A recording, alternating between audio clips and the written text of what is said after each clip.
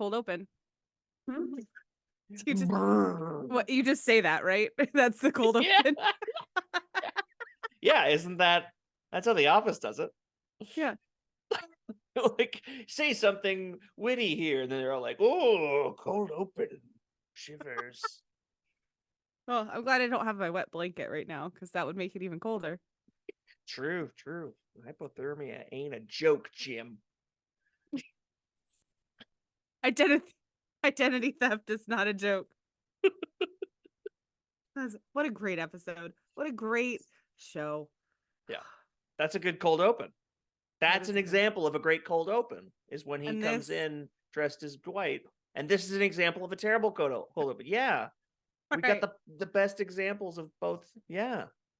We've got the spectrum. I Yeah. wrote the logo here, man. It's just right here.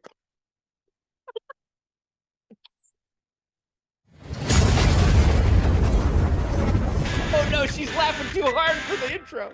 Did it.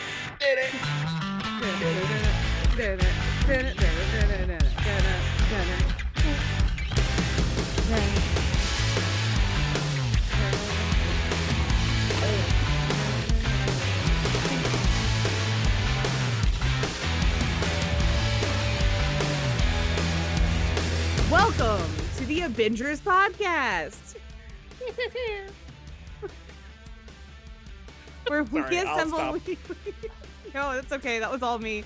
Where we assemble weekly to binge all things nerd, old and new. We are on all of the socials at the ABINGERS podcast. If you would like a month, you can go on to patreon.com/the ABINGERS podcast.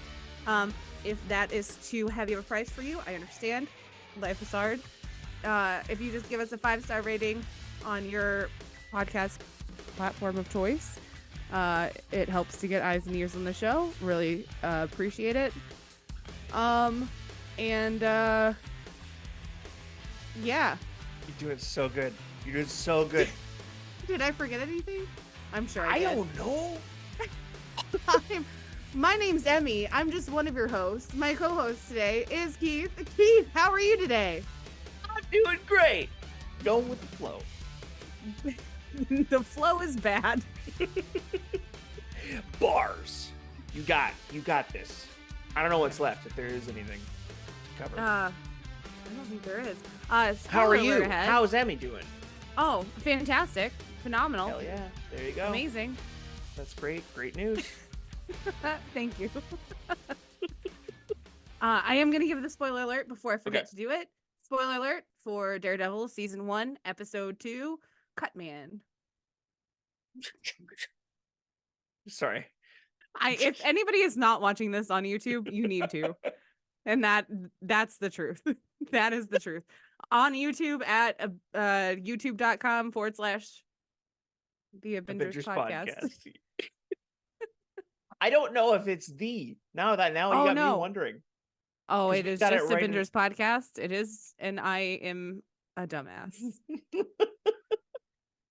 So self-deprecating too. Anywho, Just charming. Part the of her charm. visuals. The visuals are visualing. They're visualing on there over at the Avengers. Okay, see, on YouTube, technically we are both at Avengers Podcast and the Avengers Podcast. You can find us either way. Just search that or the other, and you'll find us. We're the ones with the two of us talking currently about Daredevil. Boom. Yes. There you go. Yep. Find that. Sometimes there's a third guy. He's got a real great smile Mm-hmm. and a wonderful booming baritone. Buttery. And buttery. Oh, so buttery. Buttery voice. The trans fats in his throat. Wonderful. Yes. His name's Brandon. He knows what we're talking about. Booming baritone buttery Brandon. That's what we call him. Battlestar Galactica. All right. So, like I said, spoiler alert, if you haven't watched season 1, episode 2, Cutman of Daredevil, go away. Goodbye. Come back when you have. All right. Yeah. We're not looking to break hearts and dreams here if you've never seen this show. Check out the show first, then check out us, like an after party. That's what this is. That is. We are an after party. We are Mhm. absolutely. And me without my kazoo. Okay. All right. Keith, I went first last week. I'm going to Mm. make you go first this week. Mm. Keith, how did you feel about this Mm. episode? Okay, the first episode covers so many basics and introductions. This episode fucking slaps, man. This is one of my favorite examples of how Daredevil should be done. The moral ambiguity of it, the discussions of right and wrong, the learning about his dad and how everything to do with why Matt is a superhero now, even though he in many ways he's doing it at his own damn risk because he is just a guy. He's really just a human being. He's not invulnerable. It's in this episode, and it also introduces one of my favorite characters with the night nurse, Claire. Claire, played by Rosario Dawson, is one of the coolest fucking characters, and she's in quite a few, spoiler alert, of these Defenders Netflix shows.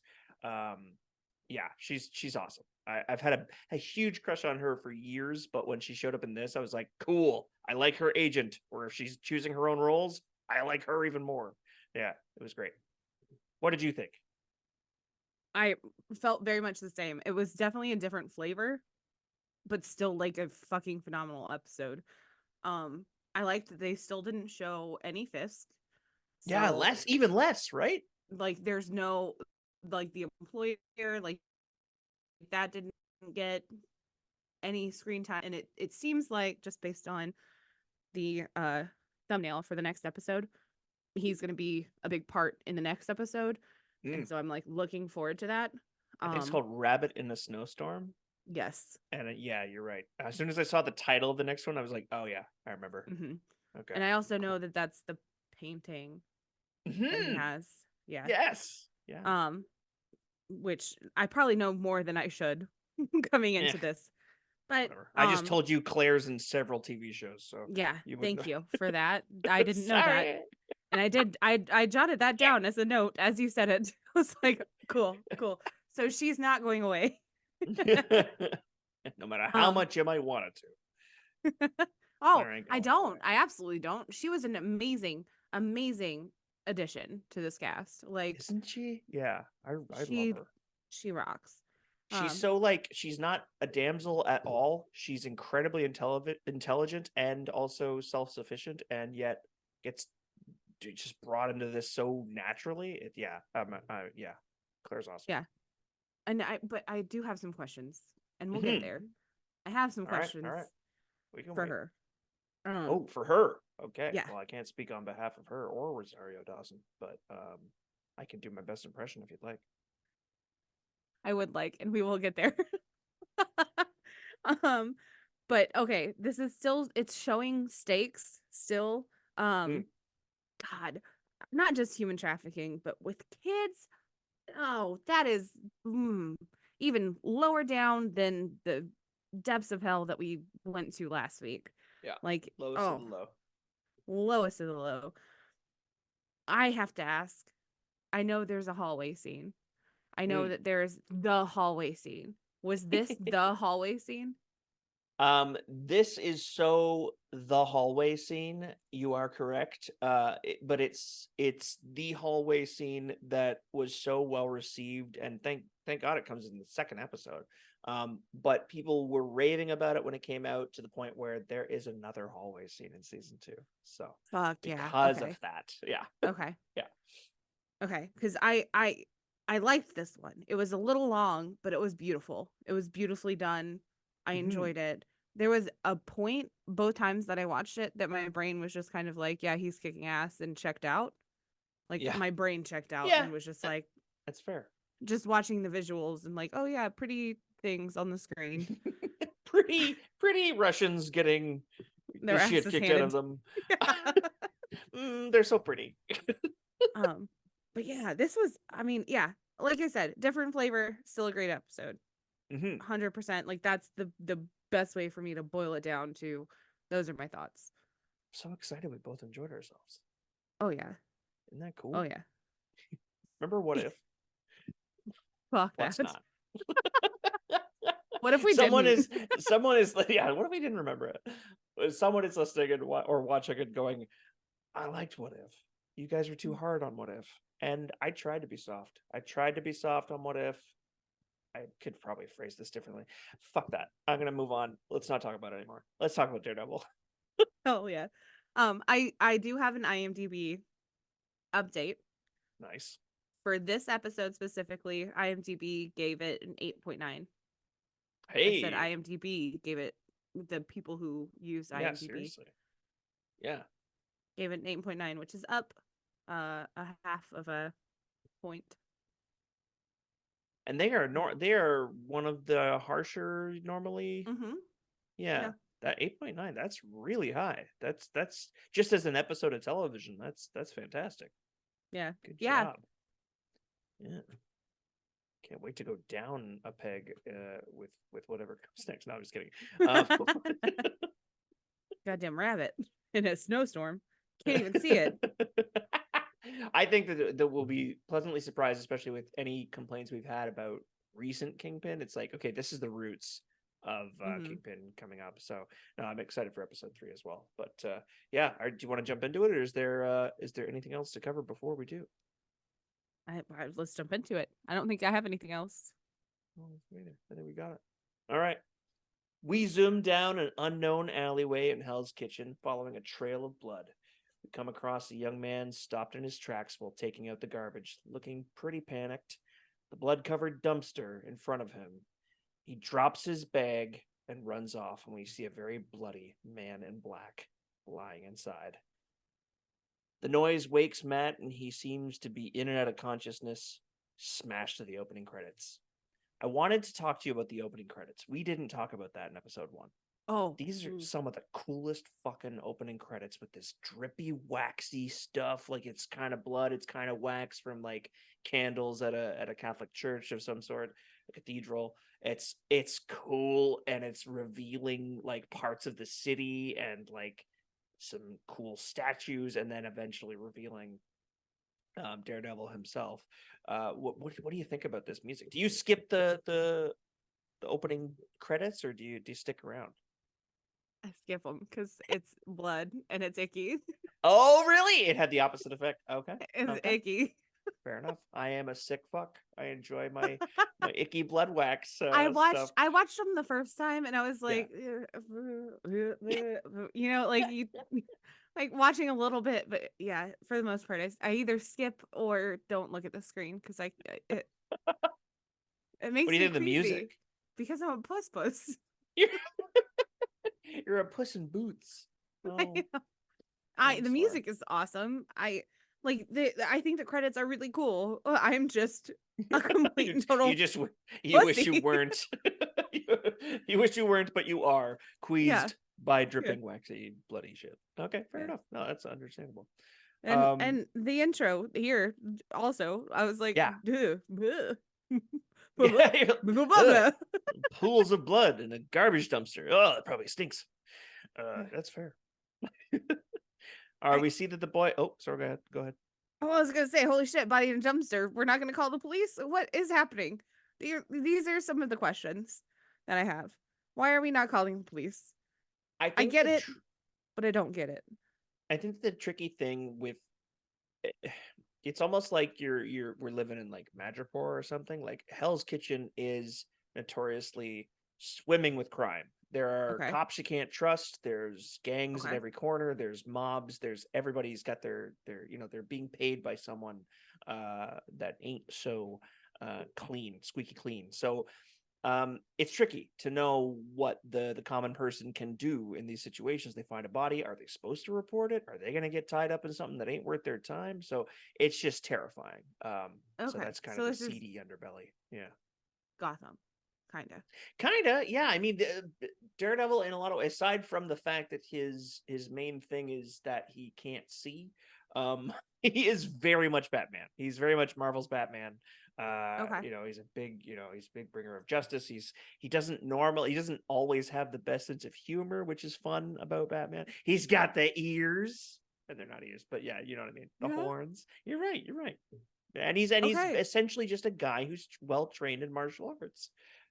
So yeah, that's kind of Batman. So yeah, Okay. All right. there you go.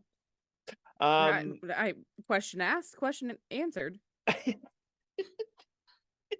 So we see the boy has gone to get Matt some help and brings over Claire Temple, a nurse who lives in his building. They carry Matt into her apartment, and she tells the young man to go upstairs and not tell anyone. Claire grabs her med bag and gloves to inspect Matt's wounds and checks his eyes with a flashlight. She sees he's been stabbed. He's suffering some serious head trauma. She goes to call an ambulance, but he wakes up and stops her, scaring the shit out of her, and says, "No calls. The people who did this, they'll kill everyone in the hospital to get to me." He tries getting up against her best advice, but he persists until he passes right back out again. What do we think so far? Oh, I think you might have been stabbed. No shit. Are you kidding me? I'm sorry. That was the funniest line. Yeah. Yeah. He's definitely been stabbed multiple times. Mm-hmm. Yeah. Yeah. That was all. That was all I had for that. That's okay. That's okay. I stopped short. I last time in my notes I made like pause for thoughts, and so I'd ask you what you think and stuff. But I just went with it that time organically. But we'll go back to it. We are sent into a flashback of young Matt before he was blinded, watching his dad's fight. The commentator is saying that Murdoch isn't even defending himself so badly that the ref has to stop the fight. They go on to say that Price looks as shocked as the crowd. Battling Jack Murdoch had him on the ropes, but he let his glove drop and got tagged with a series of devastating blows. His dad comes home soon after, tells him to get the kit. Matt says his dad's opponent was a bum, but his dad says that anyone who has the courage to step into the ring deserves respect and to never forget it. Matt starts cleaning up his father's wounds and seems to already be pretty good at it. They seem to have a routine: cotton, stitches, scotch. He tells Maddie to take a swig of the scotch so that his hands don't shake like last time, and laughs at his son's disgust with the taste. While Maddie's stitching him up, Jack makes sure he's done all his homework and puts his foot down that he gets it done tonight. Matt, seeing how much pain his dad is in, asks if he made enough money that month. Jack throws down a big envelope of cash he's clearly been given for throwing the fight and says, "Sometimes, even when you get knocked down, you can still win." They say together, "It ain't how you get hit, or no, sorry, it ain't how you hit the mat, it's how you get up." Jack tells him to go hit the books and sit silently with his injuries and his winnings. What did you think of this flashback? Ew. You what? You what? The sewing. I can't do sewing skin. I can't Yeah. do. I am Yeah, through they did and get through. pretty close and personal with that gruesome stitching of the brow. Yeah, that was.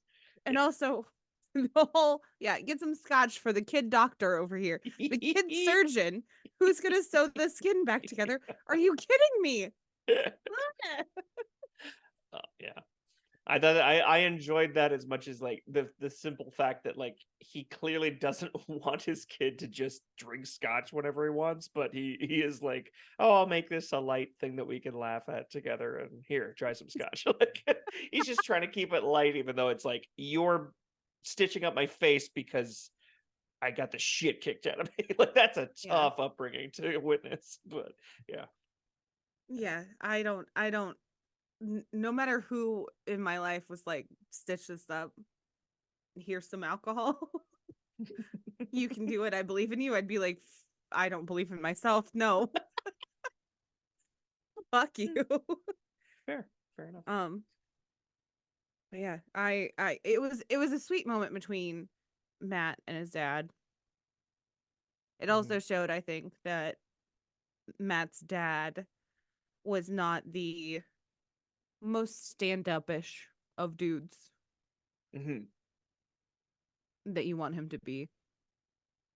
And you Yeah. find out later on in the episode that he's not Ben, at least. Yeah, I mean, it seems like he's struggling to look out for his family and make money, and unfortunately his dignity is taking a toll, and his reputation. He doesn't seem to put that first, because I bet you if he didn't have a kid, maybe it'd be different. Maybe he'd be trying to, win every fight and not realize that he could make more money helping to fix them. But clearly he's found a way to provide for Matt despite its shortcomings, despite its drawbacks. Yeah, exactly. Sucks to see, because he seems like a type of guy that's like a stand-up dude and a good dad, but aside from this crap that he's mixed up in. Yeah. No, agreed. And I feel like that it sets him up as a pawn in the employer's game, which I assume down the road will be further reason for Daredevil to kick the employer's ass. Because it's like, he's being shown pretty much firsthand at how rigged the system is, and it might just be boxing, and it might just be the boxing that his dad's involved in, but that, if there was any good inspiration to go and study law, it's to stop people like these guys who are, Yes. putting the wrong guys in the front lines of situations like that. Yeah. 100%. All right. We cut to Karen and Foggy at the office. Foggy is caught up singing in the office, and Karen jokes that she didn't hear him. She's not even there. They each ask the other why they're working late, and Foggy tells her that she shouldn't be unpacking their stuff. She should be out doing poppers and flapper dancing, whatever kids do these days. She reminds him that they are the same age. And he says that, but he's awkward and unfashionable, and those are things that don't seem to apply to you. She says that she doesn't want to go home, and he suggests that they can't stay here either, because there's not enough money in the kitty to keep the lights on past midnight. So to me, I was thinking in that moment, what lights? This is the most dimly lit office I've ever seen in my fucking life. They've but still, they agree to go bar hopping and stop thinking for the night. Karen suggests that they call Matt. Foggy says sure, sounding a little disappointed that she wants to involve Matt. But what did you think? All right. First of all, do you know what poppers are? I have a vague understanding of what poppers are. Okay. But please enlighten me. Oh no, I'm not. I don't want to say it out loud. I feel like I wasn't aware that poppers were a thing until maybe 2019. Yeah. And so the fact that this show is referencing poppers, it feels. Oh, they've been around a while. I understood that. Like that. It's like, yeah. Oh, it's a recreational thing that has been around for some time. Yeah. Do you want to know a secret that I'm going to tell to you and to everyone who listens to this? Listening and watching? Yeah. Of course I do. I've done poppers. It's awful. It's a head rush. It just like it's a head rush, and then it's a headache. Oh, that sounds like a pain in the ass. Yeah. I've done Molly. 15 minutes after, it's just like, fuck you. Fuck your life. Well, there you go. That sounds awful, because if there's anything I understand about enjoying recreational drug use, don't do drugs, by the way. It's that it's the longer it lasts and the better the effects, the better the drug. Oh, so yeah, no, this is one of the bad ones. There'd be no good payoff, and it's also over quick. Oh yeah, 15 minutes and you're done. That's stupid. Yeah. Yep. That shouldn't exist. Damn you, drug breeders. It is stupid. And it's not even a drug, it's a VCR cleaner. Oh yeah. Okay, see, now I've heard other things about it that I don't know we should share here. Yeah, no, that's what I'm avoiding. All right. I did. I know more about poppers than I realized before we started talking about it. I did say to not firsthand, but, yeah. when my friend offered them to me, I said, if I shit my pants, you can never tell anybody. And they never did. And I didn't shit my pants. Okay. Well, that's good. Or they never told anybody. It's a good friend. Well, all right. I like the ambiguity. I enjoy that. So, Where else? but what? No, was what I did you going? think of the scene? Oh, Foggy and Karen. Yeah. Foggy and Karen getting together, I'd be okay with this. I enjoy Mm. them together. They're sweet together.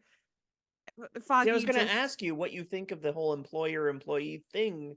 That is it's brand new, but he clearly has a thing for her. What'd you think? It's pretty I think harmless, that right? Foggy has a thing for every woman who has boobies.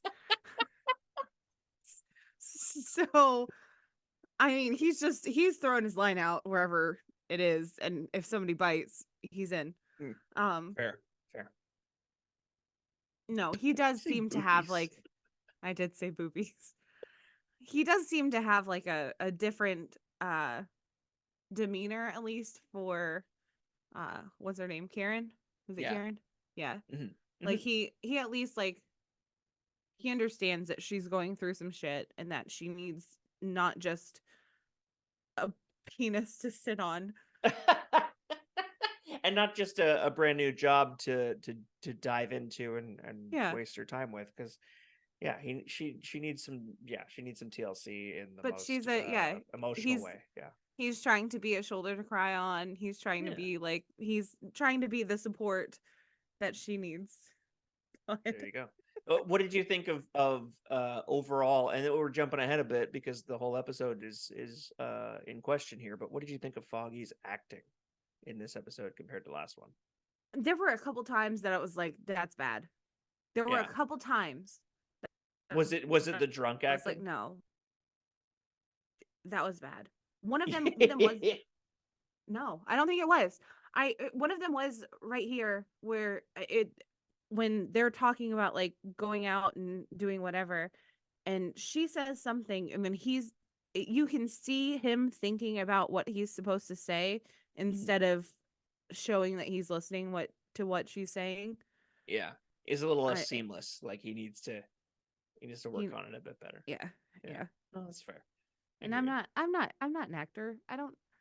I can't critique people's acting, but I will, and I do. It's still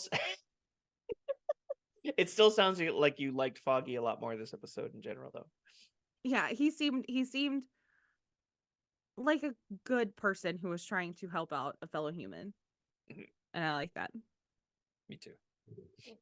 All right. Did you have anything else about the scene, or do you want me to jump on? Nope, jump on. All right. Choo choo. We choo choo shiboogie. We cut to Matt wakes up on Claire's couch to sirens, sounding a little panicked. That his mask is off in the presence of a stranger. She tells him his outfit kind of sucks. He says it's a work in progress and tries to get up, but feels all the pain in the world at once. She tells him that he has about 3 broken ribs, probable concussion, some kind of puncture wound, and that's just the stuff she knows about. And your eyes, they're non-responsive to light, which isn't freaking you the hell out. So you're either blind or in way worse shape than I thought. He refuses to get x-rays at the hospital, and we learn that her name is Claire. She agrees to call him Mike, named after an ex of hers who's also very good at keeping secrets. He reaches out for her hand and makes sure to thank her genuinely. She agrees to let him rest on her couch and until he stabilizes. So what do we think of Claire so far at this point, other than the fact that she's very hot? What do you think? Claire and Matt gonna fuck. I'm Was it the calling that hand right holding? now. He grabbed her hand. You're calling that right now? All right. All right. Emmy thinks they gonna fuck. They gonna fuck. Pound Town, I'm gonna call it. I'd be down. You'd be down for them to pound? Yeah, All right. I would watch that. You know what? The Netflix, I wouldn't put it past the Netflix series of any of these heroes to show a sex scene. Jessica Jones in particular is one of those type of shows. So I can't remember this show, whether or not they have sex scenes. I can't remember Jessica Jones now either. And I You've definitely seen? watched. Have you seen that one? I watched the first season. Oh yeah, first season she definitely does have a sex scene. Oh, At I least don't one. remember that. Well, there you go. We're gonna have to watch that again, just for that. All All right. right. Just for the sex scene. That's we're gonna do a whole series. Emmy and Keith, all the sex scenes in the MCU. All the sex scenes, plus good old fashioned orgy like we did last summer. All right. So we get a flashback now of Matt waking up after the accident that blinded him, panicked and terrified about losing his sight. His dad comforts him. Maddie tells him everything is so loud. And Jack softens his voice real quick and tells him to feel his face and to just kind of distract him, keep him calm. That's sweet. It's just sweet. It is. It's a really sweet dynamic. They got a good actor for his dad and the kid. Mhm. The kid's great. Mhm. I've seen him, and he goes on to be in Ozark. He's really good in that show. The kid. Yeah, the kid actor. Yeah. All right. Sorry. Go ahead. I had, and I crossed it off because I'm an idiot. I had the note that the kid wasn't very good at acting like he was blind at like the first time you see him in this episode, but it's because he was not. He ain't blind yet. Yeah, that was Yeah. better. I was thinking that too. I was looking for it because I was like, I know they've shown this kid before he's blinded. I just don't know if this is one of those times. And then it's like, oh, he keeps looking up at his dad, and it's like, oh, he wouldn't be doing that stuff. Yeah, it stopped me for a second. Yeah. We cut back to present, and Matt wakes up on Claire's couch again, gasping for air. This time, she recognizes that his lung is collapsing and springs into action. She sticks a needle into his chest to relieve the pressure, temporarily solving the problem. She insists that they discuss what happens if he gives up the ghost and dies in her living room right now. What's she supposed to tell the police? She's not interested in ending up in handcuffs. Matt explains that the Russians have been running a human trafficking ring and kidnapped a boy, and he tracked them down to a warehouse not far from here. And he walked into a trap because he's been making their lives difficult lately. She says, but you're blind.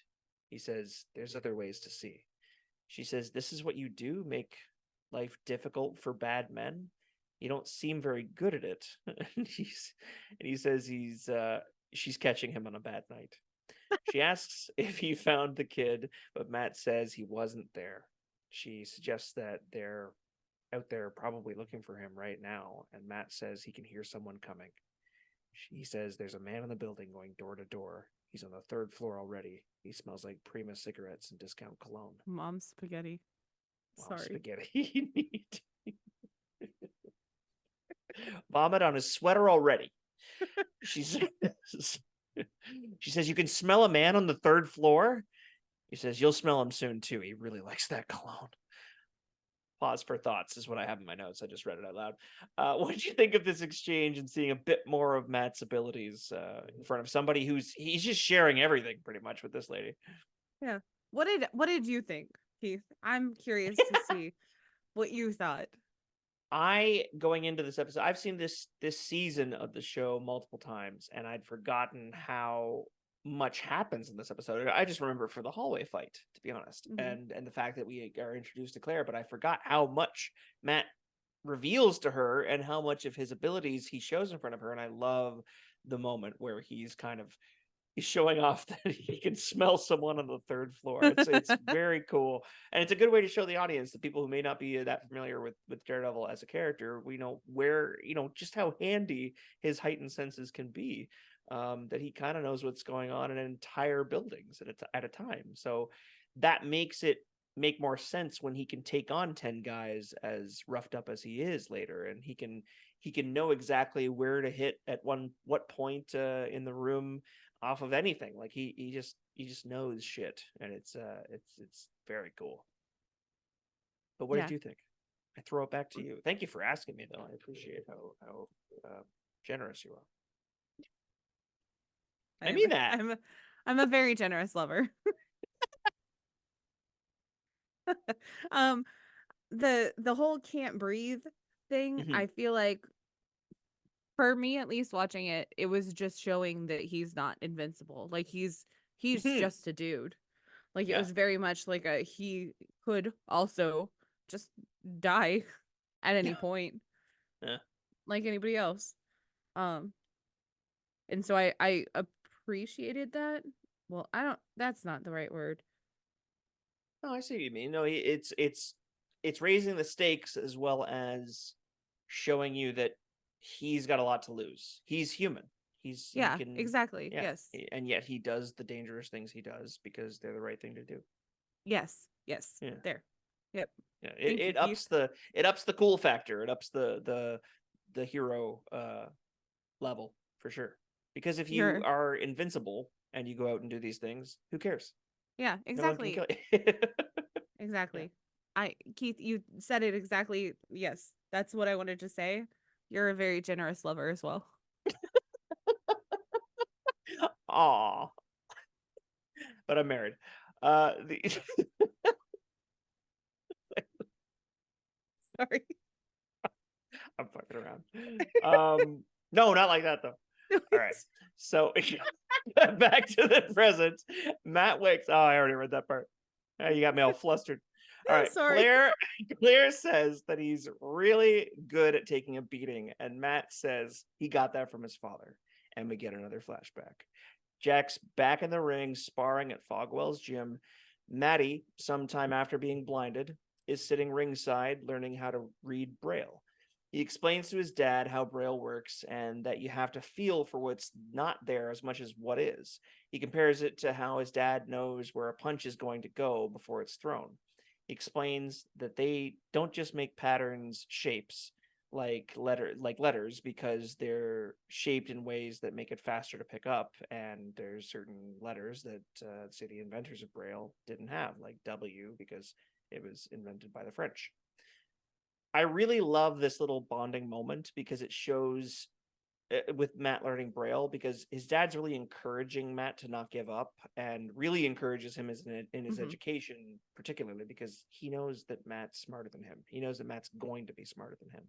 Um, and he's just very proud at it when he looks at his smart son. And it's a really sweet relationship that they have. What Yeah, do you think? it's adorable. I love it. This and the fact that Matt roasts his dad a little bit and is like, I already Yeah. read Braille faster than you can read. Like, Yeah, he love. says, you're going to be reading Braille faster than I read normal. And then he's like, I already read Braille faster. And then, yeah, that was, uh, I like that a lot too. It's just it's absolutely sweet. It's just a beautiful moment prior to what comes next, Mm, yeah. which go ahead. Go ahead. Oh, sorry. Uh, Jack calls him a smartass and kisses his forehead before heading over to talk to the suited men that just walked in to the gym and have no place being there, really. Um, we learn their names are Roscoe and Silk. Roscoe tells Jack he heard about his son's accident. He says, you're young yet. There's plenty of time to have more kids. Jack Ick. looks, yeah, Gross. yeah, Blue. Bleh, bleh. yeah. You knew that, like, the moment that he said that, like, Jack's face is so pissed, like he wants to punch the shit out of Roscoe right there. But just knowing that he doesn't do that or doesn't even mention it, he just changes the subject. It's like, Mm-hmm. clearly Roscoe is not someone you want to fuck with. It's like Okay. that's all the context I need, is to see that Jack, a hothead that you can kind of tell is ready to do that. He stops himself. But yeah. So they explained that they've managed to arrange a fight with Carl Creel, or Carl Crusher Creel, in the comic books known as the Absorbing Man, is a big famous boxer, and Jack is really excited to have the opportunity to fight him.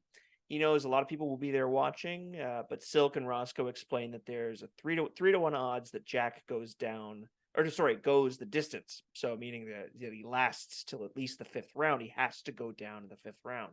So Jack tries to turn them down kindly, saying he's got more things to worry about now. Roscoe gets pretty threatening in this moment, and Silk reminds him that this could mean a lot of good things for you and your boy. What else are you going to leave him when you're gone?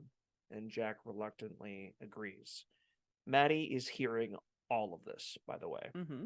Silk makes him say it because this actually reminded me of Pulp Fiction. Have you seen Pulp Fiction? I have, but it has been a long time. So Bruce Willis's character is a boxer that has to throw a fight. A mob boss talks to him and says, "I want to hear you say it." And he repeats it, just like Jack does in the fifth I Go Down. It was a cool callback to that night. I don't think it's intentional or as intentional as it could have been. Like, I'm sure any scene where a boxer is arranged to do that kind of thing, it harkened back to that for me. But yeah, what did you think of this scene overall? Wait, so Bruce Willis. So yeah, Bruce Willis's character has to say to the mob boss. He says, "English, motherfucker, do you speak it?" Right? No. No. That's John Travolta. You're thinking of. Yeah. No, Samuel L. Jackson, for those listening, screaming at the TV or screaming at whatever the hell it's TV. Yeah. We know. You know what I mean. We know. We know. Yeah. Sorry. I think in the movie he says, like, in the eighth, my ass goes down or something, like, yeah, I want to hear you say it, and he repeats it back to him. And that relationship ends up better than you'd expect. Check out Pulp Fiction, the heartwarming family comedy with the scene in a basement. We won't go into that. Yeah. Good. I forgot about that part. That is that movie. Those are the two characters. They are forced to settle their differences against a common threat, a worse evil. Yeah. Wow. Yeah. That's what I like about that movie so much. That's not what I think about when I think about that movie. Nobody does. Nobody thinks about the Bruce Willis arc. that arc. Yeah. Yeah. I mean, it gets referenced. It got even referenced in, like, The Simpsons, I'm sure, at the time. Oh yeah. Yeah. But I've seen it places, but yeah, no. The English, motherfucker, do you speak it? That's what I think of when I think. Yeah. Easily one of the most famous scenes, as well as the couple that no, I don't have any other thoughts on this. Mm-hmm. Okay. Oh yeah, with the bad motherfucker. Yeah, the wallet that says "bad motherfucker" and the what's the line that Pumpkin gets to say? "Any of you fucking pricks move, and I'll execute every motherfucking last one of you." And it's just so well said and screamed. It's just wonderful. Just a beautiful family comedy. Why are we doing Daredevil? We need to do Pulp Fiction. It's good times. We can do a whole series on Tarantino. I'm trying to get back on the Variant Vendetta podcast to talk about the next Tarantino movie, because we talked about Once Upon a Time in Hollywood. It was a good time. I haven't even seen that one yet. Oh, it's good times. Brad Pitt in one of his better roles for sure, and Leo, to be honest. But have you seen Titanic though? I've seen Titanic, and you know what? Every time I watch it, the ending doesn't change. So that is a shame. Right? It should be like a choose your own adventure, right? No matter how many times you watch it, the ship still goes down. Yeah. Turns out the ship sank. And it's like, wow. Sorry, spoiler alert. Iceberg? Oh. For Titanic. Poorly made. Good Lord. Sorry. No, I don't have any other notes regarding Daredevil at this point in this background. My only note was just the there's plenty of time to have more kids. Oh, yeah. Fuck you. Yeah, fuck you, buddy. Just because my kid got blinded does not mean that I'm upset that I need to. I gotta go make more kids because this one's messed up. Defective. Yeah. Right. Yeah, exactly. Yeah. Yeah. That was the biggest ick for me. That's how you learn that guy's a villain. Mm-hmm. It's not just because his name's Roscoe. Sorry for any Roscoes that are listening right now, but it's also that line. You've said that we learn their names. At no point did I learn their names. Oh. And maybe that's a me thing. Jack walks over to them and he says, "Hey Roscoe, hey Silk," and that's it. That's okay. Well, then I did learn their names, and I immediately decided, fuck you. You're not worth my time. You're not worth the space in my memory that you take up. Yeah. Fair enough. Okay. My bad. We cut back to Claire's apartment, and Matt has gotten to his feet and grabs a knife from the kitchen. Claire says, "Hey, you can barely stand up." Matt says that's what the knife is for. She begs Matt to let her handle the guy at the door. The guy says through the door that he's with NYPD. He flashes a badge through the peephole. His story at the door is pretty convincing, and he tells her he's looking for an armed robber in a black mask. So it's up to Claire to really take a leap of faith and either believe Matt or believe this detective, all while trying to appear innocent. She seemingly fools the cop, and he walks away. Now, I want to stop here and ask you, what happens next? Did you think in a million years that what was going to happen next, what Matt does next, was going to be what he'd do? No. Because I love 1,000 million. I mean, that's a fucking cool trick. Fire extinguisher to the head. Yeah. Again, all I remembered about this episode was the hallway scene. So when he does this, I was like, that's almost cooler. Because he just goes, he didn't believe you. And he goes and gets the fire extinguisher from the hallway, rushes to the ledge of the stairwell, and the cop is yelling to someone over the phone in Russian, and Matt waits for the right exact moment and pulls the pin and drops the extinguisher. Before Claire can ask what he did or how he did that or how he knew that the guy didn't believe her, Matt tells her there's another guy one floor up watching them. He's young and scared, and Claire realizes that it's Santino, the neighbor who brought Matt up in the first place. Santino runs off and closes his door, and Matt asks, "He seen my face too?" And she says yes, and Matt just hangs his head. Matt says we're going to need his help carrying the detective up to the roof because there's less chance of someone hearing him scream.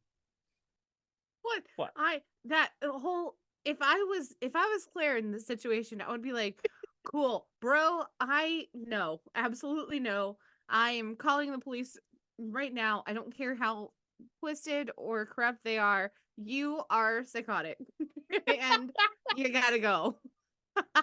Yeah, and I think we find out a little bit about Claire's motives of why she believes in Matt even before having met him, because of some of the rumors she's heard and the stories she's heard.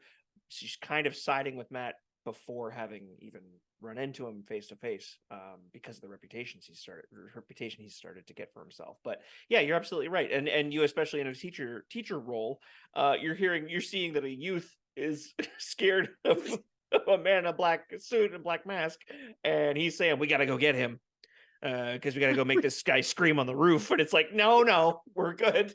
We're not doing that. We're not doing that. I don't know how you thought your night was gonna go, but that's not that. I don't think that is in the cards for me tonight. Thank you. Part of me wonders what he would do if she did just call him out and say no. Like, what if she hadn't heard of him, but she did bring him up to help him out because she saw, a dead or a bloody body in a dumpster and wanted to help the guy? What if she never heard of the man in the black mask? Like, And she then probably at would this have been point, like, yeah. at this point, when he's like, all right, let's drag this unconscious detective up to the roof so nobody can hear him scream. Yeah. Like, She's yeah, like, and no, and she's then he like, turns the knife on her, and yeah. she's like, ah, yeah. Close the door fast enough. Be careful who you let in your home. It's true. You better have heard about them being a good Samaritan before you just decide to, help their collapse along on your couch without knowing a damn thing vigilante. Yeah. You don't want bad vigilante blood on your couch. Oh no, only good vigilante blood. You Only gotta make sure you gotta vet those vigilantes before you let them bleed on your couch, is what we're saying. Yes. I think. That's our advice. Officially. Allegedly. From the Avengers podcast. Yeah. Did you have any other notes about this scene with the fire extinguisher and the... I mean, that is a cool trick. That's a very cool trick. Yeah. It reminded me a little bit of American Psycho, where Christian Bale, I think, drops a running chainsaw on someone as they're running down the stairs, but in like a good way. Like, this is like the good version. Yeah, Oh, that's the bad version. I You're was making gonna the right say. face. That is Okay. exactly what you think happened. I haven't seen that movie because I have knowledge about something that I think happens in that movie that Mm, I would be absolutely completely upset about that mm, I don't need confirmed yeah, and I no, don't that's fair. ever want to see it. Fair enough. Fair enough. I Does that make also sense? I'm also afraid of business cards. Um, I assume that's the scene you're talking about. Like I said, I am a puss puss. Yeah, don't watch that movie without maybe looking it up first. Okay. Foggy and Karen go to Josie's for as their last bar in their bar hopping escapade. Foggy explains that while grabbing his own glasses from behind the bar and popping a squat, that Josie's is a shithole, but it's their shithole. Josie jokes with Karen that she could do better than Foggy, and Foggy corrects her and says they're not on a date. Then asks Karen just to make sure if they're on a date. Karen says, definitely not. He says, good. That clears it up. I was beginning to think that you're in love with me. What else would explain why you hang around the office all day? I'm your secretary, Foggy. You refuse to leave. I'm a good secretary. They laugh, they joke, and Karen notices an eel at the bottom of the bottle that they're drinking. Foggy suggests that they get to the bottom and find out. Foggy asks if she wants to talk about it, clearly seeing that she's upset. Karen says, let's leave it alone. Karen says she can't get Danny's blood out of her carpet. A man broke into her apartment and tried to kill her. He dented the wall with her head when he bashed her head into it. If the guy in the mask hadn't shown up, she stops there. Foggy comforts her again. She says she doesn't see the city anymore. All she sees are the dark corners. All she sees when she looks around the room are the threats. Foggy tells her about some of the seemingly seedy characters around the room.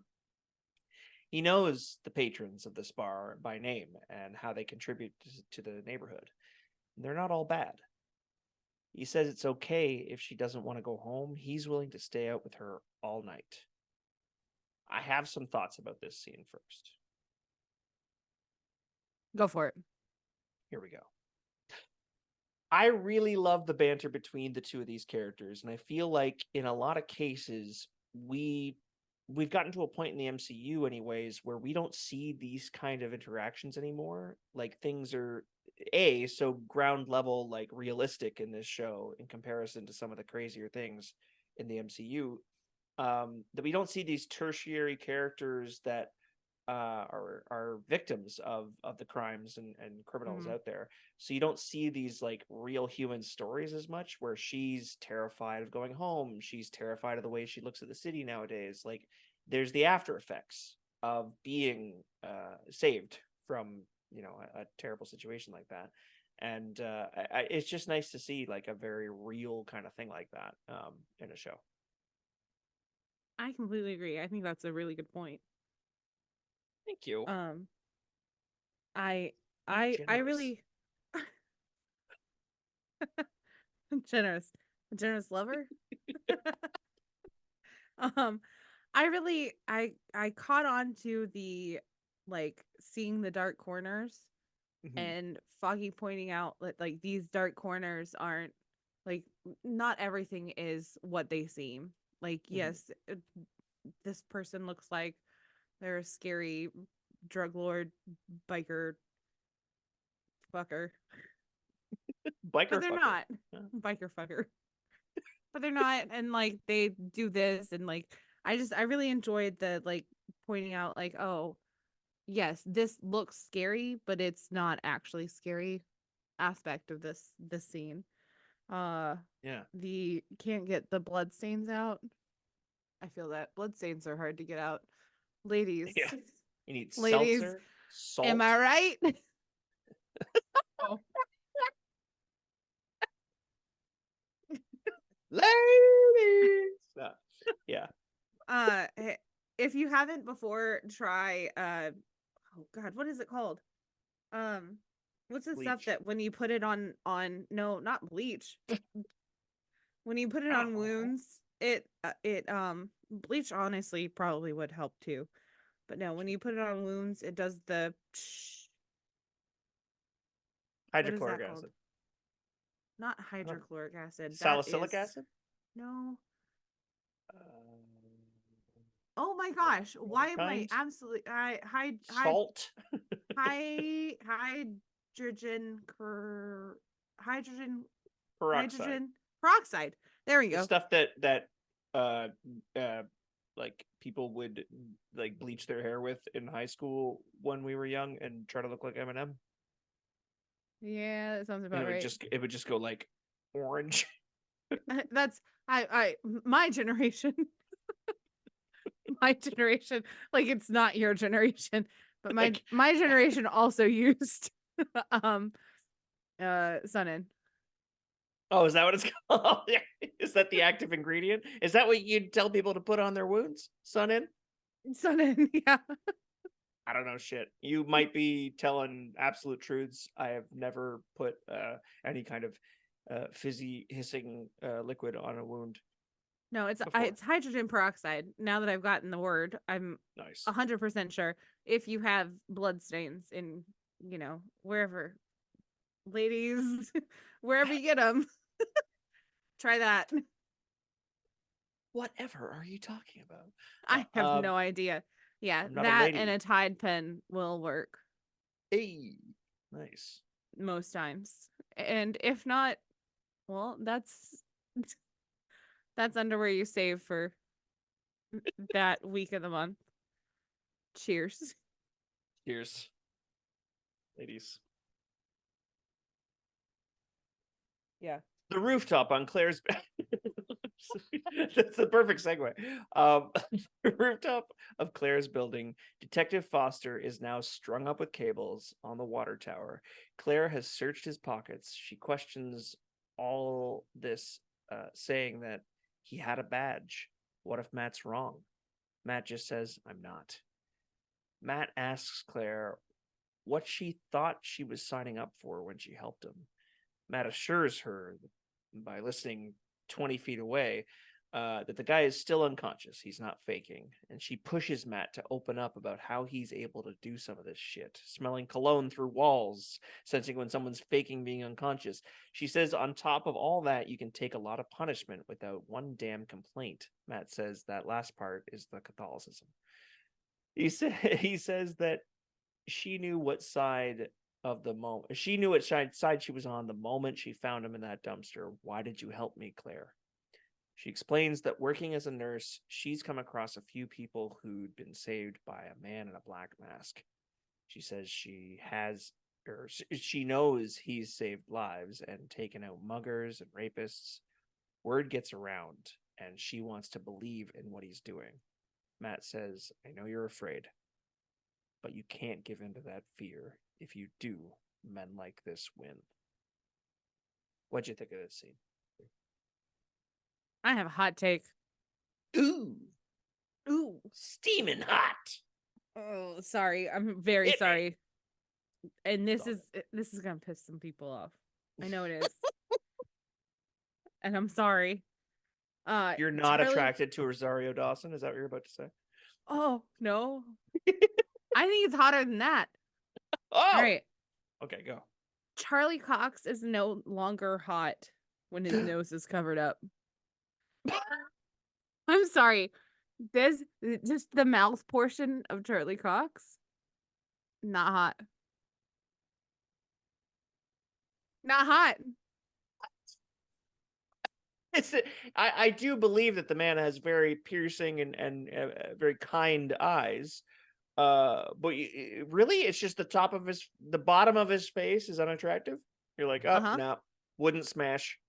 Pass. Yeah. If you were to show me that part of his face, yeah, I wouldn't put. Never mind. You don't think it has anything to do with the fact sit on that it. Some. You know what? You nearly stopped yourself. I know, I did. And then I found another way to say the joke that I Oh, thought was better. there was a previous way? Oh my God. Yeah. Never, don't share it, but I you did the stopped right it thing. the first way, but the second way came out. I'm sorry. You don't think that your lack of attraction to him when he has the mask on has anything to do with the fact that if a man were to be in front of you wearing a mask like that and coming toward you, it'd be less than cute? Oh yeah, no. Well, okay, yeah, 100%. I'd not punch that in a heartbeat if it was coming towards me. It doesn't matter who's under that, but like, Maybe the first time that he just says, he gets hit in the nuts, he goes, "Ugh," and then he goes, I didn't see that coming.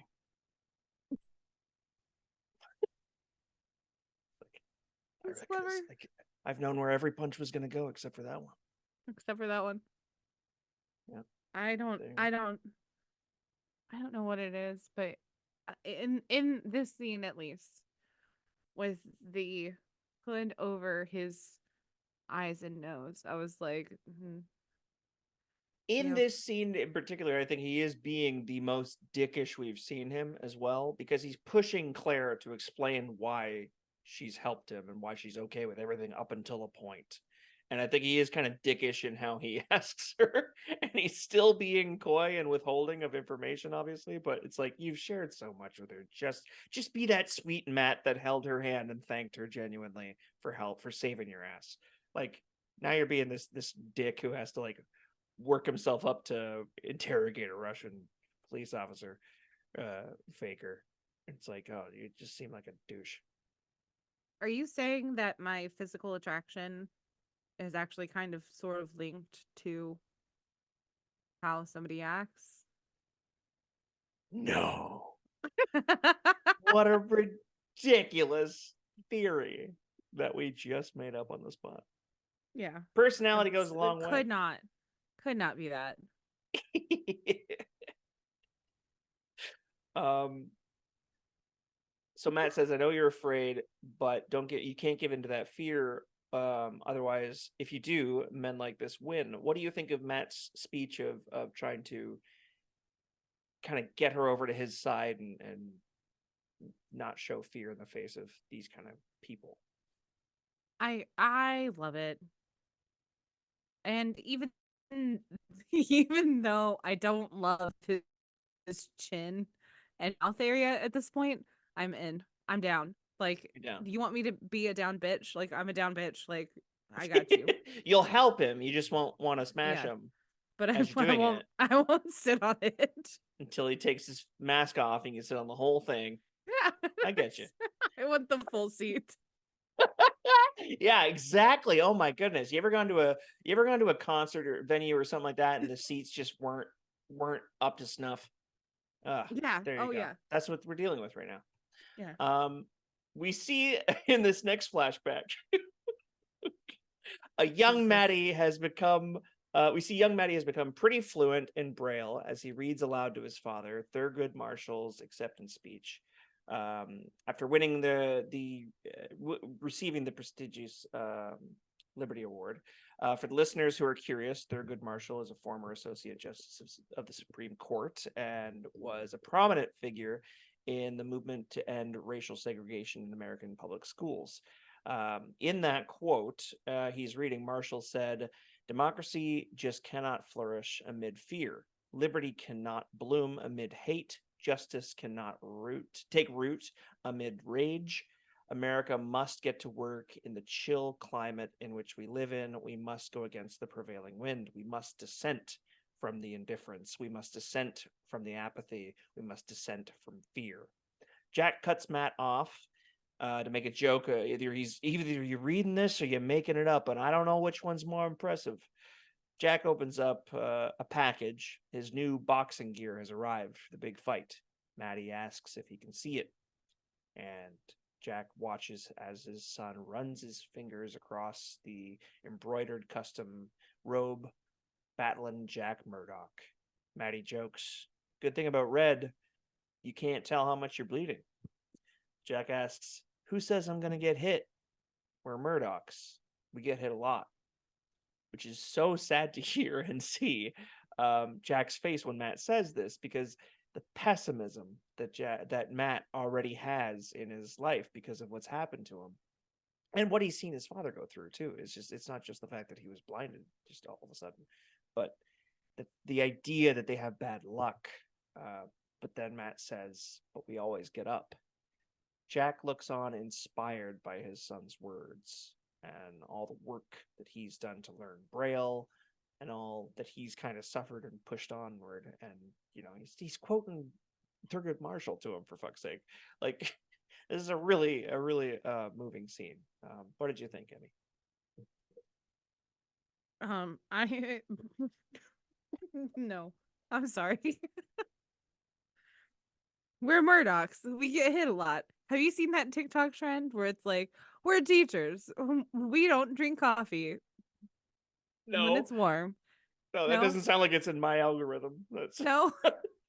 or like, we're podcasters. We don't stay on topic. It's like looking sideways to people, and it's just like we're said thing. Yeah. And this is what we do. That hasn't. No. No, I mean, I don't spend as much time on TikTok as I do seeing like me and my wife will watch, like, we'll just like kind of unplug, take some weed oil and watch like meme compilations that are really ridiculous. So if something makes its way into that from TikTok, that's how I'll usually see TikToks. But yeah, TikTok I am not on enough, sadly. So anybody messaging me on TikTok directly, I apologize. I probably haven't looked there in months. Same. I didn't realize that TikTok had direct messaging, and then I did realize that TikTok had direct messaging, and I still refuse to look at it. And I'm sorry. If you have TikToked me, is that how you say that? If you have messaged me on tickety talk. If you tickety took a second.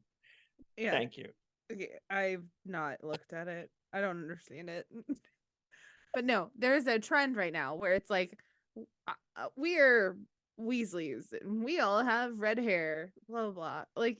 It doesn't matter what the thing is. It's just like that's the format is we're this and this is what we do. We're Murdochs. There you go. So we get hit. We get hit a lot. My thought about Weasleys is it's okay to kill off Weasleys because they're like Kleenexes. There's always more. Good Lord. Oh, God. Sorry, fans. Tell that to George. Yeah. That joke's for Liz, my friend who used to make YouTube videos with. Big Harry Potter fan. Loves George. Loves that joke. Thinks it's super funny, I'm sure. But what did you think of this this little background? Okay, so we didn't get all the way to where Dad is. He's calling people yet, have we? Not yet, no. Not yet. Okay. That is next. I don't think I have anything else other than the TikTok trend. That is the point I wanted to make, and we're Emmy and we make stupid ass points. Not at all. If you didn't have anything, it's okay. We're on to the next one. Jack makes some calls. He makes a call to a friend to switch his money and bet his money on himself. He says he's going against the mob and to deposit it in a secret account in Matt's name. He makes another call to Matt's mother, who we know very little about. He leaves a message asking her to take care of Maddie in case something goes bad, but knows that he's about to do something risky. He says he's a good kid. He sure doesn't get that from me, and maybe it's better this way. Just once, I want Maddie to hear people cheering for his old man. What did you think of that? I know you got notes for that because you just said you did. I did. All right. Dad is sacrificing himself for Matt, and oh my gosh. You said, and I think this might be a spoiler, and if it is, I'm fine with it. Oh no, did I spoil? Is this his mom? He I just just took made that. a You know call. what? I purely took that from context clues because he said specifically that he doesn't get that from me. And the inflection in his voice when he said he doesn't get that from me. The only other person that I think he's probably Means reaching out to is probably maybe an estranged mother or the mother that didn't want to take care of Matt. But maybe she could have a change of heart if she got this message, kind of thing. I don't know much more about it. I can't remember, to be honest. But oh, I like that. I like that because I was gonna say, who the fuck is this woman? yeah, And I'm glad that's that fair. you can't tell me. Yeah, can't tell you. Can't fuck it up. Can't spoil it. Ah, Yeah. good. But I feel like Dad has his flaws. Hmm. Dad has a lot of flaws, I feel like. But Hmm. I don't think that this is one. At this point, whenever he's making these phone calls and he's like, I'm gonna set up some money for my son to be okay, Hmm. and I'm gonna go against what I should do for the mob or whoever. Like, I think that he has Matt's best interest in mind, Yeah. and I think like I'm on Dad's side here. Well, I mean, in the grand It's scheme of things, it worked. Like, I can't think of another way that Matt got to law school. He got the best education he could to yes, go and finish. That has to be what happened because, I mean, how the hell did he continue on like that? But at the same time, yeah, that is his. I love stories um about boxers with a heart of gold because it usually is that case where and in real life I'm sure boxers there's tons of boxers out there that are incredibly intelligent. It's just the majority of stories made about boxers, it's usually about a person who is a little bit slower, a little bit less academic, and they have their heart in the right place. They want to be out there putting their best foot forward and stuff. I love Rocky for that reason. Creed is another great continuation of that. I was always a fan of those movies growing up. So seeing those those roles of like a boxer with a heart of gold, I just something about it just always made me really happy. So I love the character of battling Jack Murdoch, and mm-hmm. the fact that his dying wish is to essentially do something really risky and maybe the only thing he could really do good for his son, because he knows his son is leagues beyond him in intelligence, and he's like, how the hell can I nurture that better than just get out of the way, which is so heartbreaking to think about. Like, I Yeah. don't know, I'm sure some people could argue that he made the wrong choice and he should have been around for his kid. It's just I don't think he was in between a rock and a hard place. I don't think he knew what to do other than that. So yeah. No, completely agreed. We cut to a drunken Foggy and Karen banging on Matt's door to try and wake him up. Foggy says he drank the eel. That's not a euphemism. They're staying out until sunrise. They're going to go to the fish market and stop. He stops yelling finally when he realizes that they've woken up a neighbor uh, just down the hall. They go back out to the streets. They've got 2 hours to kill before the fish market opens. They're having a great time, and Karen thanks Foggy for the night. She needed this, but they should go home. Foggy jokes with her about her vow to never go home again. Men are waiting in the dark corners of this world to prey on us, the kind-hearted. Drunkenly, they are shouting, and the city will protect us, he says. And Karen grasps his arm and lays her head on his shoulder and laughs. What did you think of this kind of? I guess that would be the conclusion to their part of this episode. I mean, I thought it was adorable. I think Yeah. it's I look at it now, and this is the old in me. I look at it now, and I think it's a little annoying. How much fun they're having? Yeah, you little drunk youngins need to go back in your home and Yeah. stop. Stop waking up the neighbors. Yeah, You you're assholes. disturbing the peace. For a law office, that's not okay. But You're gonna get a bad reputation. I also get it. I feel it. Yeah. I think I could also be the person who is disturbing the peace, even though I am an old curmudgeon. Oh my goodness. My goodness. I mean, you're only 22. I mean, I think I that know. you got everything ahead of you. You got all the time in the world to be disturbing the peace. That's all I'm saying. I disturb the peace on the daily. You're disturbing a piece of me once a week. No, I'm just kidding. That sounded so mean. Yeah, exactly. No, I'm down. Well, I like it. I am already disturbed, so bring it on. All right. Cut to Claire's rooftop. Detective Foster, and I say that in air quotes because I don't know if that's his name. He's full of shit. He wakes up and he's getting interrogated. Claire is now wearing her baggy white hoodie and an improvised mask over her face.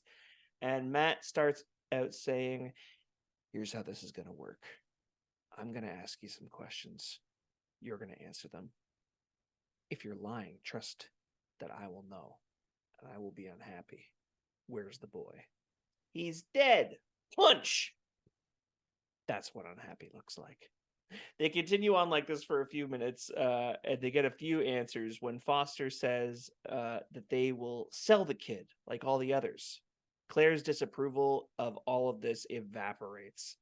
And after Foster says that Matt's efforts are futile, he'll be replaced, more will be kidnapped and sold, Claire steps in and suggests try stabbing him in his I'm going to try to say this correctly.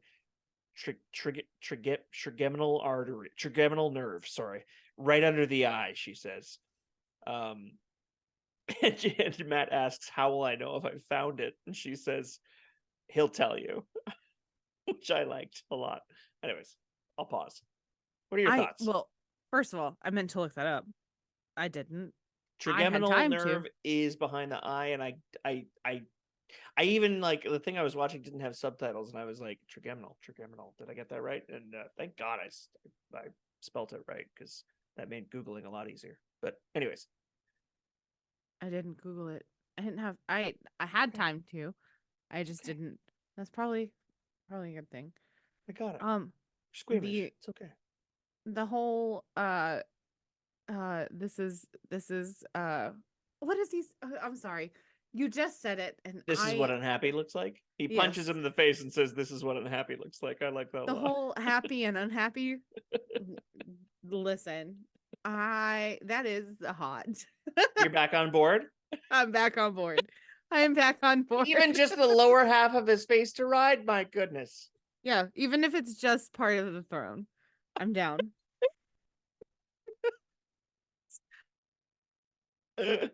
Okay, you have to share his face with the mask. It was. Yeah. Sorry. I did enjoy this though. Like this bad guy, this background goon, because he's not even really like he's not anybody of consequence. He's just a goon. You're right. Yeah, just being such a dick. And being like, the kid's dead. Oh, well, you are a liar and you suck.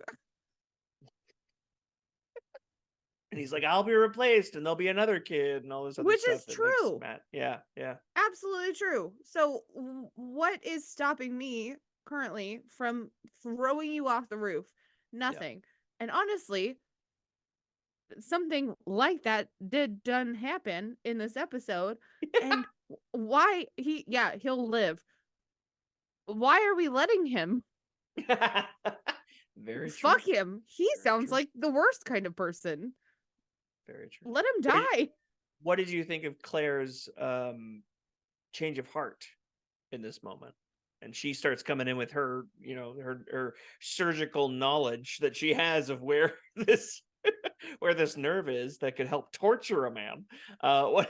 What did you think of Claire's change of heart? My first thought was that somehow if you hit whatever nerve it was that she was trying to say, that it was like truth serum. Oh my God. From Ant-Man. Like once you sever truth serum doesn't exist. I know it doesn't. It's not real. But I was like, that was why I wanted to Google it, was because initially I was like, oh, you hit that nerve in your eyeball and then you just start telling the truth. It's not real. It's not real. I'm just a dumbass. So a part of you was like, oh, he's gonna hit him right in the nerve, and the guy was just gonna start talking Just about the fact that he yeah. wears blouses at home and Sometimes I doesn't pay like his to wear taxes. thongs. Yeah. I want And so badly to live in your head for just a night. you don't. It's terrifying. With all the good that it comes with, there's so much bad.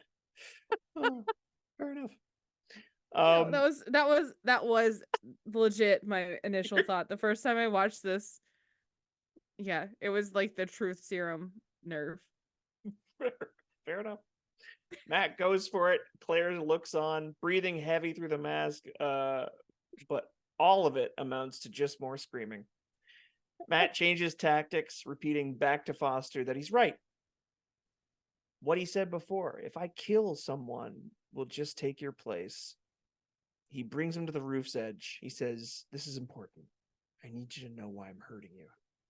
It's not just the boy. I'm doing this because I enjoy it. Dangling him off the edge after that works well, actually. The Russian cracks and gives the boy's location up instantly. Matt drops him off the roof anyway. Yeah, right into the dumpster that he was found. Yeah, right into the dumpster he was found in to begin with. Claire freaks out about this, but after a quick listen, Matt assures her he'll live. After encouraging Claire to leave, should he? But yeah, should no, I agree. Yeah, I agree. A lot of these people deserve to. After encouraging Claire to leave her apartment for a while in case the Russians come back for her, finding out how to get in touch with her again in case he might need some medical help in the future, Matt sets off. I want to ask you what your thoughts are about that as a whole, but I think we covered a lot of it. What do you think? I think we did too, because yeah, I'm sorry. The dude in the dumpster do a little pew pew. Fuck that motherfucker. Take him out. Take him out. Take him out. Franz Ferdinand, I think. Great song. You went there and I was going Les Mis. I can't do that. The haircuts are too terrible. Which is different. Instead of let him live. Just fucking kill him.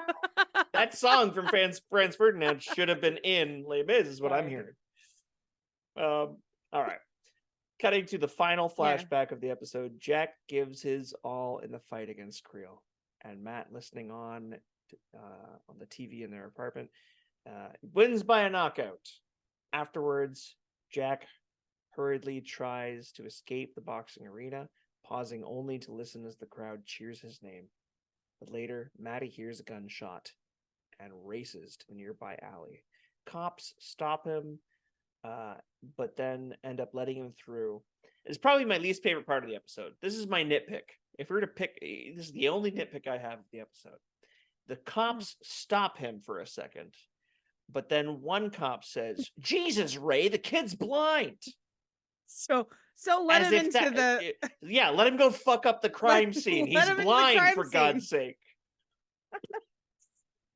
That is. I was like, wait, what? That was the only part. I saved the last 10 minutes. I came home from work. I had the last 10 minutes to watch the episode and put that part on the TV with my wife next to me. She goes, what the fuck? I was like, don't let this part speak for the whole episode. This is terrible. Jesus, Ray, the kid's blind. Just let him go, put his fingerprints wherever. Matty finds his father's body. Jack has been shot in the head. There you go. What'd you think of that scene? You clearly know what I thought of it. I mean, yeah, that sucks. Sorry. I'm sorry. Sucks. That's rude. Sucks to suck, kid. No. I feel like you knew it as soon as you heard him on the phone with the person being like, I'm gonna fucking KO this motherfucker. Yeah, I mean, I think that is exactly what he said verbatim. I'm gonna KO this motherfucker. Yeah, I'm gonna KO this motherfucker. Put the money on me, please. Yeah. And put the money in the account that's in my kid's name. Yeah, because I'm gonna go KO this motherfucker. Let me go KO Okay. this motherfucker. 1 second, I gotta call his estranged mom. Yeah, that too. Um, hmm? If that's who that even was.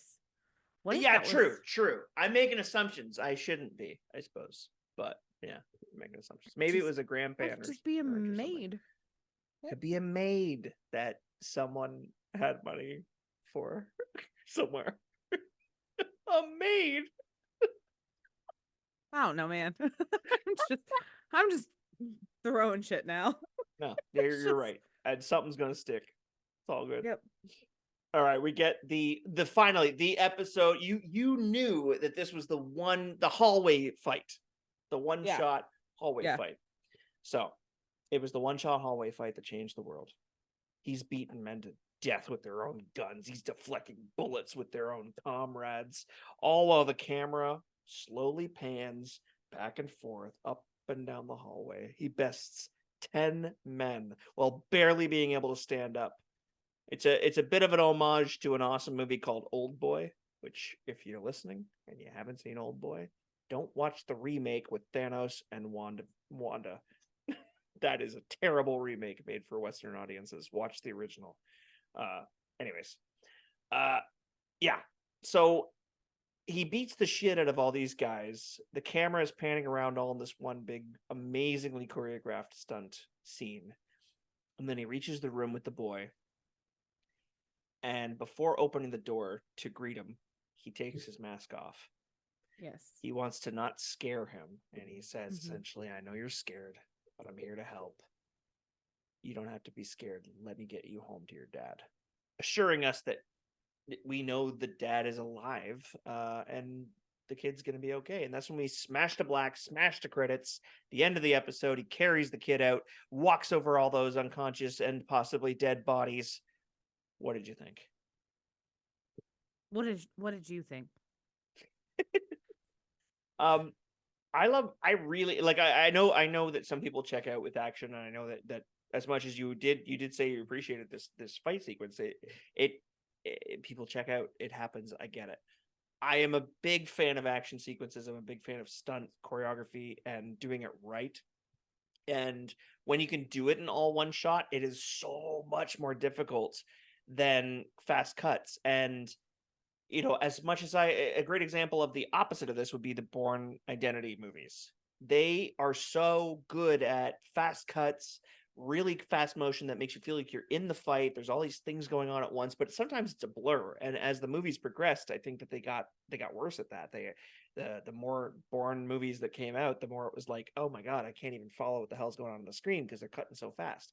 But if you do a long cut and you just put more time, effort, and care into the choreography, you can do it in one long shot.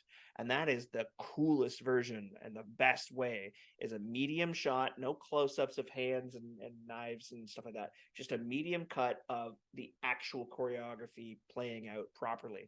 And I think that they did it in an incredible way in this scene. So much so that people demanded it happen again in the second season, like I said. And you got to see I do believe Charlie Cox did a lot of this. There were moments where they clearly stitched the scenes together, so it wasn't all one choreographed thing, but they stitched together well, and it felt like it was all happening at once and in one shot, and him also acting so exhausted and beaten that he's falling over as he's punching people, like he's just barely standing up. And at the I think the last guy he punches, he falls over another guy into a room and then gets back up and claws his way to the door to release the kid and save him. But it was just a great way to show off what he's capable of even on an off day. And so that's just cool as balls. And we know balls are cool, right? Oh yeah, yeah. Balls are very cool. They're very in at the moment. Very in. And Balls kept cool somehow. by the sack. By the sack. One sack at a time. No, I completely 100% agree with everything you just said. Like the choreography that it Yeah. takes to do a fight scene that is all one take, I could not imagine. I I know people who are part of the Discord, part of the Patreon, know that I am a staff cheerleader. And that's very difficult to Yeah. remember. Yeah. I think we have 3 cheers and I have to remember the choreography for all 3 different cheers, but there's no way that I can remember all the choreography for all of that fight scene. That fight scene is it is one shot and it is holy shit amazing. It is very amazing. And yes, my brain does check out because it is my brain and I is who I is. But And fight scenes aren't everybody's cup of tea. I get it. This everybody has a different reason for watching shows like this, and it sometimes isn't the, you know, the yeah. yeah, but Fight. but at the same time, yes, my brain checks out, but I'm still looking at the screen and I'm still like, it's beautiful. Everything that I'm looking at is still beautiful. And I'm there. And I 100% yes. I don't know. I don't know if this hallway scene lives up to the hallway scene that has been built up in my mind Mm, from everybody. And so I no, am that's fair. interested to see the next hallway scene. That's fair. It's funny because it's not as though this is the first time there's ever been a one shot hallway fight scene. Like I say, this is an homage to an older film called Old Boy. Um, it becomes a trope in action movies and stuff like that, that they do a one shot choreographed fight scene, and to me, this scene, like many others that came before it, is the reason that we get scenes like in Guardians 3, where you have the hallway scene where they had Mm-hmm. all the Guardians fighting all those guys in one cut. um it's a fun action trope that I'm glad to see doesn't disappear. But yeah, there's ones that come after it that completely blow it out of the park. At the time that this came out, I don't think people were expecting to see that kind of thing at all, from a Netflix, because this was also when Netflix was not, as huge and known for its successes as it is today. So it was a big deal at the time. So I think it does get, maybe, you see the reputation online. It's not like the people talking about it online, it's not like all that gets adjusted for inflation since. So you do see like the people reacting for the first time over and over again. But yeah, I think it did start and continue a tradition that yeah, there's been some amazing ones since then, for sure. I think if anything, with the thing that I can say about it now compared to when it first came out is it still serves the character best, to show us what he will not give up. And and just, I don't know if I've seen a hallway fight scene since that showed a character on his last, like, breaths, in the way that you see this. Like, he is ready to fucking like, we know what he's gone through that night, even just trying to recoup on her couch. And he really can't get a couple hours of shut eye.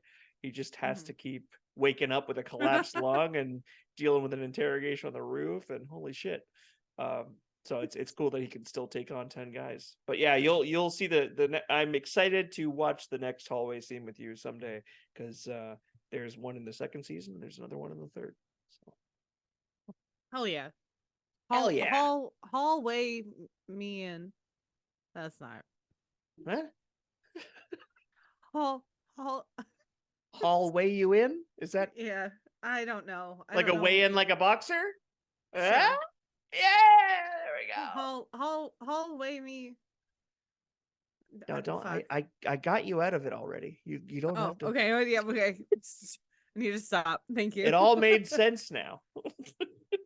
What were your thoughts on the episode as a whole? What are your hopes for the future, I guess, as well? I am very excited to dive into Voldemort. I mean, the employer.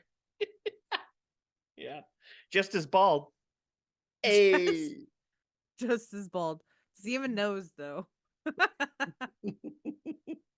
I'm yeah, that's where I'm at right now. Like I'm excited to get into the meat and potatoes.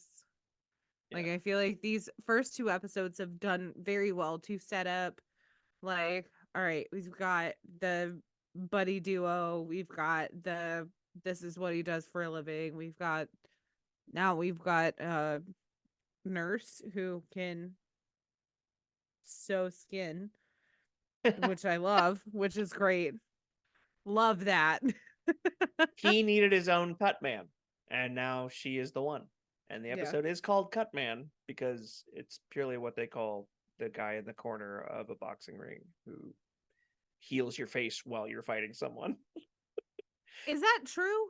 Yeah, that's the nickname for someone in your corner that deals with the medical needs during a fight. That they get known as the Cut Man. Yeah, Oh, I didn't know that. yeah, Thank you. no problem. I cut man. I was just like, yeah, I'm a cut man. Yeah, cut him up, man. I'm gonna cut him. He did grab a knife from her kitchen drawer, so Yeah. there you go. He was gonna do the stabby. Isn't that she says something like that? Yeah, I think so. Yeah, she says stabby stabby. But The yeah, episode, no, I, it's yeah, great. Go ahead, Keith. I was just gonna say that I like this one even more than the first one. With the first one, you see why you see with this one even more so why Matt is the way he is, why he wants to fight injustice because his dad kind of became so easily taken in by this bosom providing for him by these criminals and kind of leading him along to think that he needed to keep doing these fights and making money the wrong way, I guess. So it's nice to see that that's kind of where his need to become a lawyer came from, I think.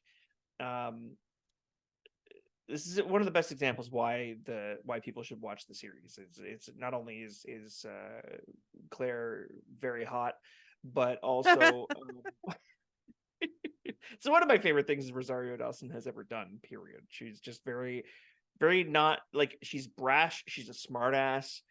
She's never a damsel in distress in the traditional sense, and she's incredibly intelligent. And she just I love her as a character, so I was very excited to see her introduction again to the series. You get a little bit more of Foggy and Karen interacting in their own kind of relationship going on there, and you get some badass fight choreography. So yeah, I'm excited for episode 3. I could not be more happy that we're talking about this show. So that's my thoughts. Fantastic. All right. So I for before we go through our final words Mm. for this show, nope, I need to do the oh god, oh no. What? So if you enjoyed this episode, you can find us wherever at ABINGERSpodcast.com. That's ABINGERS Adventures Podcast. Wherever you want to find us. If you would like to pay us, you can go to patreon.com/the Adventures Podcast. And that will, for $1 a month, you will get our access to our Discord. Plus just a little bit of bonus episode every single week, which is amazing. Oh yeah. Particularly And good this episode, I think. 100%. And if you don't have the money to pay us or don't want to, understandable. You can give us a 5-star review on your podcast platform of choice. That's helpful. Thank you. Yes, thank you very much. We appreciate. As far as my final words, if you ever have trouble getting the right answers out of somebody, just try stabbing them in the triangular nerve. It's right under the eye. If you haven't learned anything It's from right this under the eye. episode, it's right in the eye, the trigger nerve. And yeah, hope for the best. I have a post credit scene. And I'm sorry. Hit I it. used all my good ones. Oh, because the same people who worked in the first episode would allegedly be working on this one too, is what you're saying. Yeah. Well, yeah, and I found the good ones on the first episode. I found the bad ones on the second. And I might keep a couple because I don't know how many more I'm gonna find. Fair. All right, hit No, me. they're bad. They're bad. I can't wait. Our first assistant costume designer. No, no. I can't set it up properly. This is what I do. Instead of slobbing on knobs, I Sharon Globerson.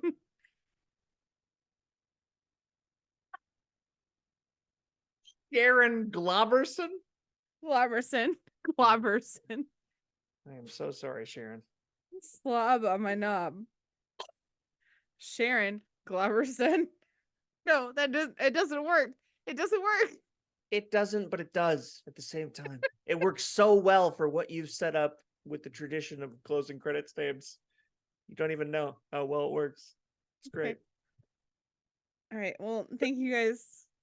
Thank you guys so much for listening. Thank you for being generous lovers. For being generous lovers. Here comes the Men in Black. Okay. As you remember. Because I already shared my final words. Emmy, do you have any final? I'll play Brandon. Emmy, what are your final words before we head on out of here?